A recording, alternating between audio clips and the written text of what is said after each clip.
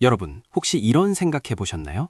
내가 큰맘 먹고 찾아간 부동산 중개인, 내 자산을 불려주겠다는 은행 창구 직원, 이들이 과연 내 편일까요? 우리는 흔히 전문가들이 객관적이고 도덕적으로 최선을 다해 나를 도울 거라 믿습니다. 하지만 오늘 소개해드릴 책 프리코노믹스는 이 믿음이 얼마나 순진하고 위험한 착각인지 적나라하게 보여줍니다. 이 책은 말합니다. 세상은 도덕이 아니라 인센티브라는 보이지 않는 손에 의해 움직인다고 말이죠. 부자가 되고 싶다면 착한 사람이 되기보다 이 숨겨진 욕망의 지도를 읽을 줄 알아야 합니다. 당신의 지갑을 지키고 싶다면 지금부터 들려드릴 이야기에 귀 기울여 주세요. 한국 사람들이 자산의 70% 이상을 쏟아붓는 것, 바로 부동산입니다.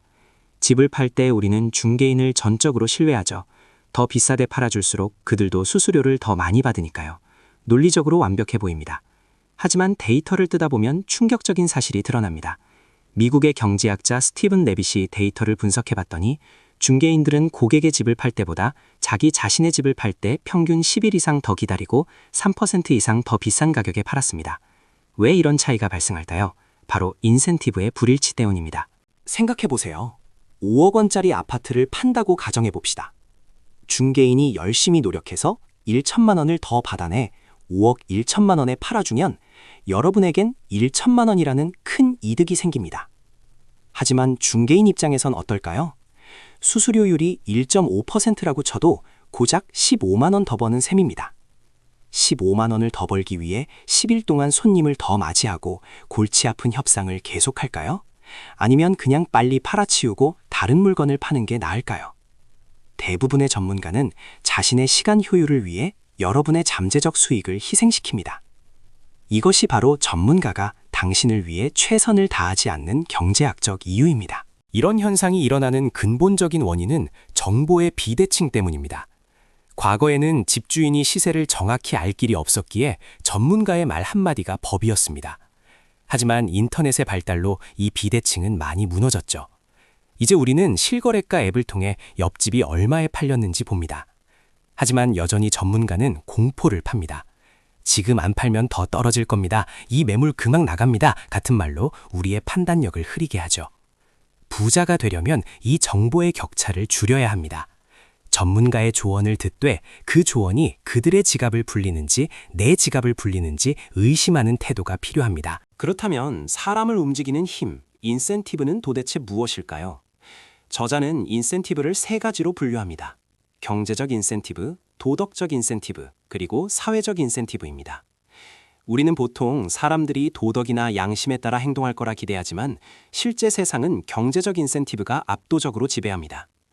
때로는 우리가 선한 의도로 만든 규칙이 끔찍한 결과를 초래하기도 합니다. 이스라엘의 한 어린이집 사례를 들어볼까요? 어린이집에 아이를 늦게 데리러 오는 부모들 때문에 골머리를 앓던 원장이 묘안을 냈습니다. 지각하는 부모에게 벌금을 물리기로 한 거죠. 상식적으로는 벌금이 무서워서라도 제 시간에 와야겠죠? 하지만 결과는 정반대였습니다.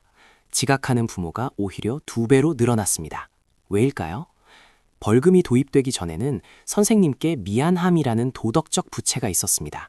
하지만 벌금이라는 가격표가 붙자 지각은 이제 돈을 내고 살 수 있는 정당한 서비스가 되어버린 겁니다. 죄책감을 돈으로 씻어버린 것이죠. 이것은 인간의 행동이 단순한 계산만으로 움직이지 않음을 보여줍니다. 이 이야기가 우리에게 주는 교훈은 명확합니다. 여러분이 사업을 하든 투자를 하든 직장 생활을 하든 상대방에게 어떤 인센티브를 제공하고 있는지 점검해야 합니다. 단순히 돈만 많이 주면 열심히 일할까요? 아니면 칭찬과 인정이 필요할까요? 부자들은 사람을 움직이는 법을 아는 사람들입니다.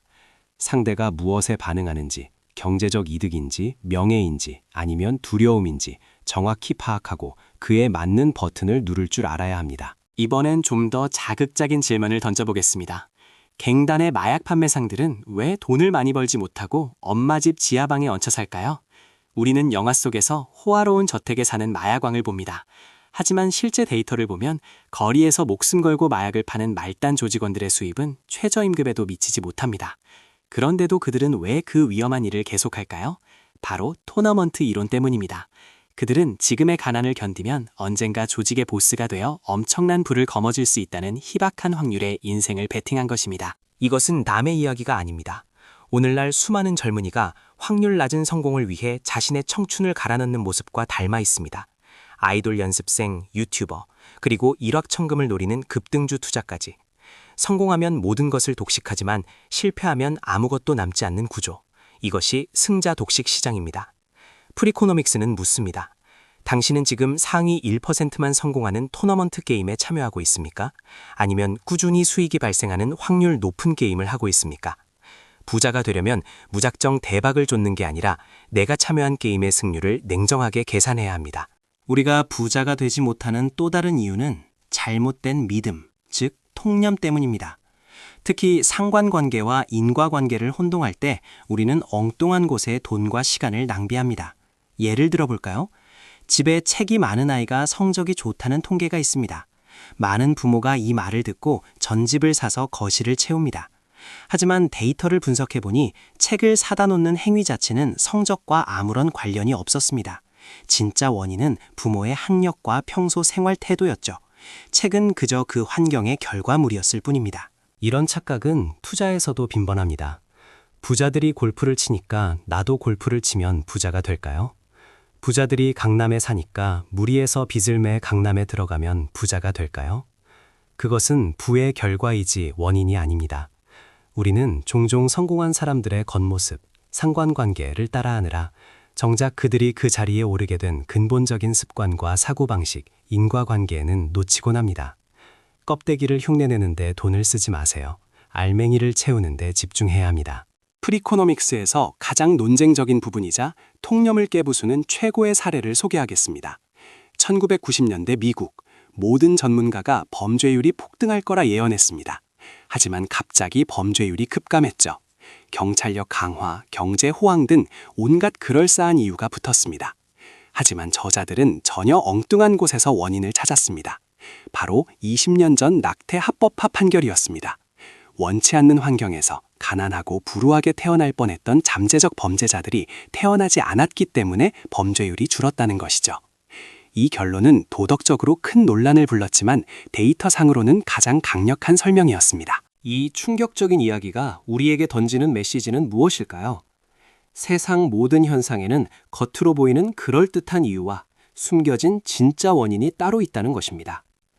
대중이 뉴스에 나오는 전문가의 말을 듣고 우르르 몰려갈 때 진짜 부자들은 조용히 데이터 뒤에 숨겨진 진짜 원인을 찾습니다. 남들이 보지 못하는 인과관계를 발견하는 것, 그것이 바로 투자의 기회이자 부의 원천입니다. 우리는 종종 과장된 공포에 지배당합니다. 책에서는 수영장과 총기 소유를 비교합니다.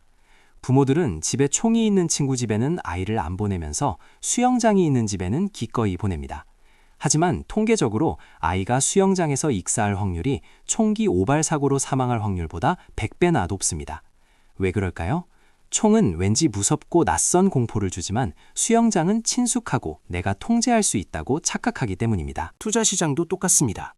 사람들은 주식 시장이 폭락할까봐 혹은 부동산 거품이 꺼질까봐 두려워하며 돈을 은행 예금에만 둡니다.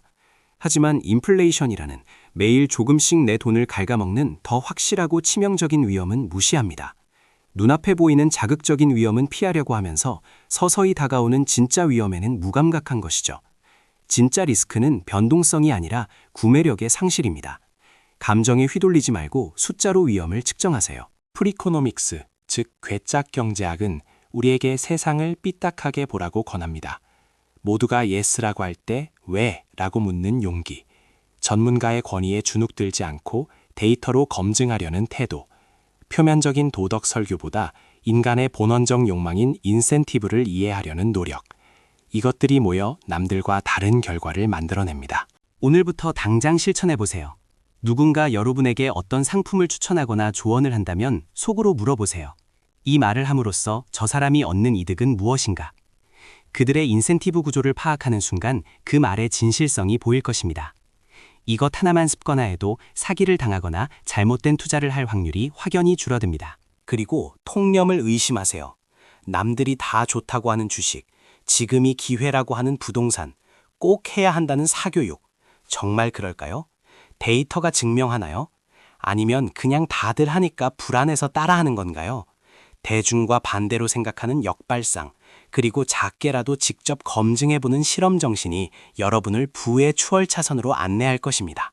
경제학은 차가운 숫자 노름이 아닙니다. 복잡한 세상에서 속지 않고 나의 소중한 삶과 자산을 지키기 위한 가장 강력한 모기입니다. 오늘 소개해드린 프리코노믹스의 지혜가 여러분의 막막한 현실을 뚫어줄 송곳이 되기를 바랍니다. 세상을 보는 눈이 바뀌면 비로소 내 통장의 숫자도 바뀌기 시작합니다. 이제 눈을 뜨고 진짜 게임을 시작하십시오. 오늘 내용이 여러분의 경제적 통찰에 도움이 되셨다면 구독과 좋아요 버튼을 눌러주세요. 배운 것을 잊지 않도록 댓글에 나는 인센티브를 꿰뚫어 본다 라고 다짐을 남겨보세요. 실천하는 사람만이 부를 얻습니다. 감사합니다.